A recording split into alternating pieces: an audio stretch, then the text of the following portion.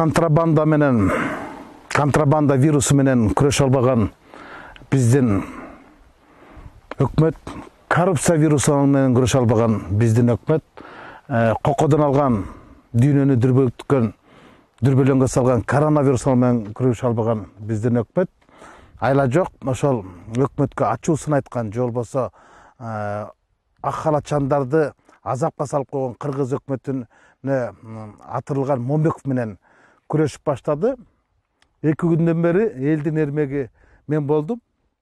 Момбеков деген 200 билимсиз, маданияты жок саясатчы деп менин 2 генерал менен чай ичип аткандагы тартылган тасманы ушундай автоматтай тездик менен социалдык тармактар аркылуу болгон маалымат каражаттар аркылуу таркатып жатышат. Кудум коронавирусту таркаткандай эле таркатып атат. Анан Атамбаевдин эң жакын адамы, Бакиевдин эң жакын генералдары менен чай ичкен тасма таркады деп ушунчалык актуалдуу маселеге айланткысы келип таркатыптыр. Анан мага да телефон чалгандар көп болду. Анан карап көрдүм. Эми ал жерде тасманын тартылганын мен алардан жакшы билем.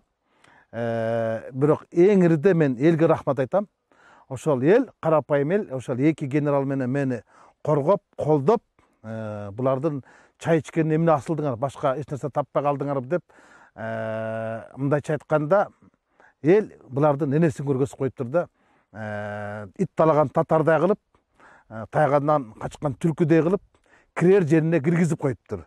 Мындайда эмне айтасың? Мындайда булар келтектин бир башы менен Момбековду чокуга чабабыз деп бийлик өздөрүн чокуга чабып алыптыр да. Мен эми ошол 2 генерал жөнүндө 2 сөз айтып кетейин.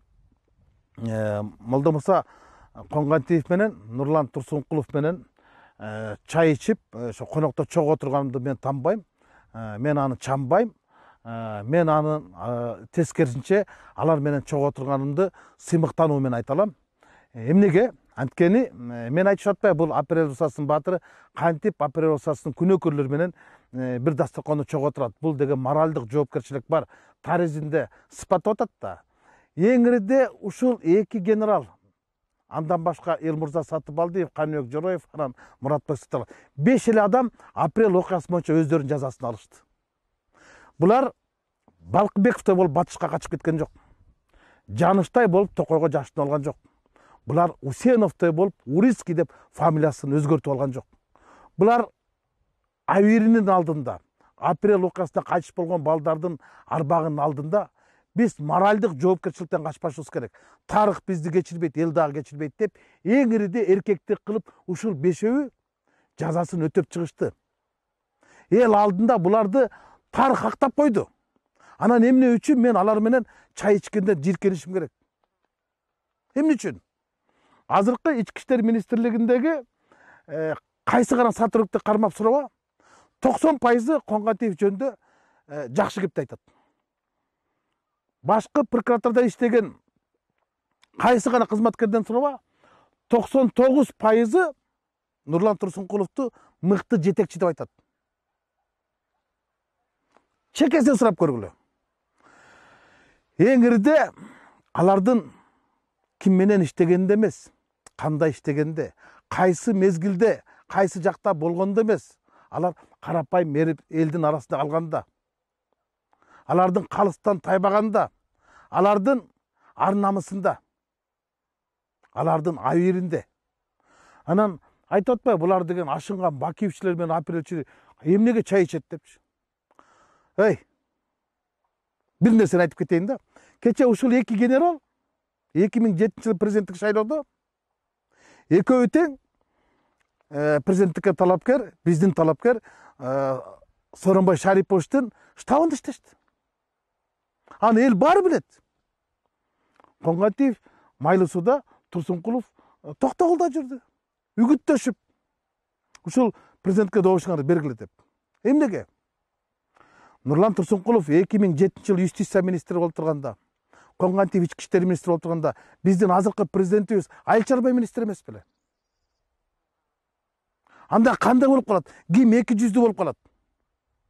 Дегеле 3-чү азыркы кыргыз өкмөтүндө Аида Исмаиловадан, жаңы барган вице-премьерден башка 99% Бакилевдин батальонунда иштегендер. Азыркы өкмөт башчы Абылгазиев Бакиев мезгилинде соцсоттун аппаратында төраган орун басары отурганы калп болсо, мени апарып камап салсын.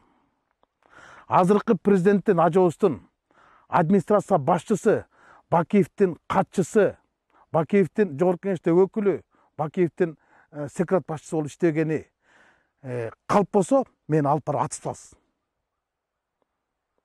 Бул эмне деген тантырактык билбейм. Мен 200 деп шотпойбу. Анда ким 200?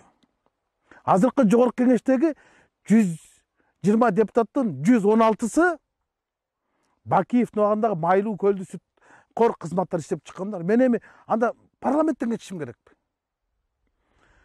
Биздин лидер фракция Иса Өмүркулов Бакиевдин убагында темир жолду башкарган экен деп мен фракциядан чыгышым керекпи? Руслан Казакбаев мага жакын тууган болот. Ал ошо Бакиевдин убагында Кашаев тышкы иштер министринин орун басары иштептир. Мен туугандыктан кетип калышым керекпи? Мындайда айтарга сөздөр таппай калат экенсиң. Мен эмне кылышым керек? Же Бакиевдин Бишкек шаарындагы спикери бүгүн Бишкектин мэри. Мен эмне кылышым керек? Бишкекке прописка турбашым керекпи? Артур Медетбеков мен айылдаш агам болот. Ага салам бербешим керекпи? Сабыр Жумабеков Бакиевдин иштепсин деп мен ага көрүнбешим керекпи? Бийликтин азыркы күндө отурган 99% Бакиевдин убагында эле иштеген адамдар. Анан алардын баардыгы бир эле жүздүү болуп, жалгыз эле алар менен иштөөгө Момбеков 200 болуп калабы? Керек болсо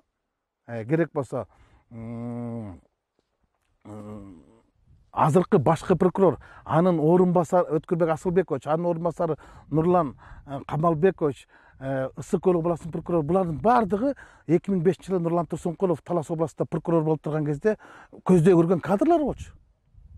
Ошол кезде каражаттын аздыгынан Өткүрбек Асылбекович төө бурчак жерди ижарага алып, арендага алып иштеткенин өзү айтып берген.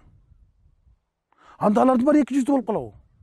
Азыркы Коңгантиев, азыркы коменданттар Оразалиев дагы, азыркы Жунушалиев, азыркы Алмаз комендант Оразалиев, булар Коңгантиевдин орун басары болушканда. Анда алар да 200дүбү? Анда бийликтегилердин баардыгы 200 экен да. Бийликтин баардыгы 200 экен да. Мен бир нерсе айтайын, мен ошол эки генерал менен отуруп чай ичкениме сыймыктанам. Алар анткени чыныгы жүзүн көргөстү. Ал эми билинбей бийликте жүргөн генералдар бар.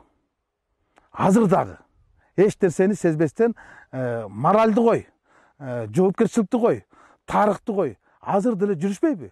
Бийликтин ар кайсы бутактарында. Аларга караганда бул эки генерал элдин арасында жүрөт. Эч нерсе сурабай эле, эч нерсеге кызмат сурабай эле, сын такпай эле, өз абийирлери менен жүрүшпөйбү. Анан ошол менен чай ичкен мен үчүн сыймыктуу дагы аларга менен чогуу жүргөн башка генералдар менен чай ичкен мен үчүн жийиркеничтүү. Мен ушуну айтып коеюн дедим. Анан бийликтин троллдор канчалык мени жаманат кылганга аракет кылбасын, майнап чыкпасын көрдү окшойт. Анткени эл баары бир чындык тарапта болорун ушул тасма аркылуу дагы бир жолу көргөзүп койду. Эми троллдор деген бул кыргызча корлор да, акчага жалданган адам, бул жашоодо алданган адамдан эч айырмасы жок да. Корлор, шорлор, алар жугунду кор дейсиңби, жугунду шор дейсиңби, айырмасы жок да. Бирок алар эриде башка нерсе кылып атпайбы? Маселен, азыркы алардын мени 200 дегени айланып келип эле азыркы бийлик бар деп атпайбы? Бийликтин баардыгы ошол менен иштешип атпайбы? Тургай бир нерсени дагы тактап кетейин. Молдомуса Коңгантиев президенттик шайлоодон кийин Алмаз Атамбаев чакырып өз колу менен белек бергени Сыргак Абдуллаев билбесе керек да. Анда ал менен өткөн 200 болуп калат Атамбаев анда. Анда Атамбаев 200 болсо, азыркы президент 200 болуп калат экен да. Анда алардын баардыгы 200 чын болуп турган болсо, мен 200 болгондон мен анда уялбайм. Мен анда сыймыктанам. Канчалык биз тарыхты журмалабайык, баары тарыхты биз бурмалай албайбыз. Бул чындык. Ушуну айтып койгум келди.